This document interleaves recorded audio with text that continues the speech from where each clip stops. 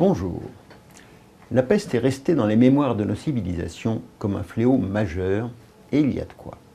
Au XIVe siècle, elle aurait réduit la population française de 40%. Je vous laisse faire le calcul aujourd'hui. Si vous comptez comme moi, cela ferait près de 30 millions de morts rien que pour la France. Vive les antibiotiques, non? On est maintenant bien loin de cette époque, mais néanmoins, la peste est aujourd'hui considérée par l'OMS comme une maladie réémergente. Notamment, elle a connu cet été une flambée épidémique à Madagascar. Ah bon? La peste existe donc toujours? Eh oui, si la maladie a quasiment disparu en Europe, il n'en va pas de même de l'Afrique, surtout, mais aussi de l'Asie, notamment la Chine, l'Amérique du Sud, et même des États-Unis, où surviennent régulièrement des cas de peste à l'ouest du pays. Madagascar est depuis longtemps un terrain favori pour cette maladie. L'épidémie de cet été, vite connue de tous à notre époque ultra médiatisée, a fait peur. Elle a même fait renoncer certains à leur séjour sur la grande île. Alors, est-ce que c'était justifié? La peste est une maladie des rats, qui la partagent sans vergogne avec l'homme à l'aide de puces, qui transportent sa bactérie de l'animal à l'homme. Elle peut aussi être transmise par voie aérienne d'un homme infecté à un autre.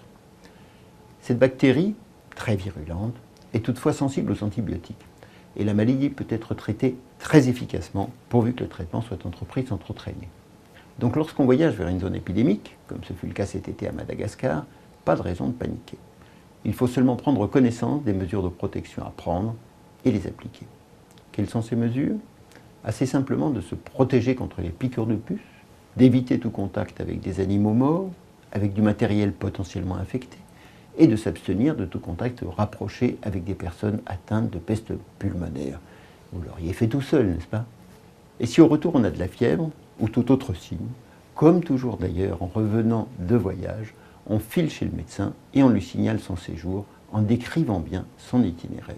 Il n'est aucunement conseillé de prendre un traitement antibiotique préventif et enfin, il n'y a pas de vaccin acceptable. Mais serait-ce bien utile? Vous aurez compris que non.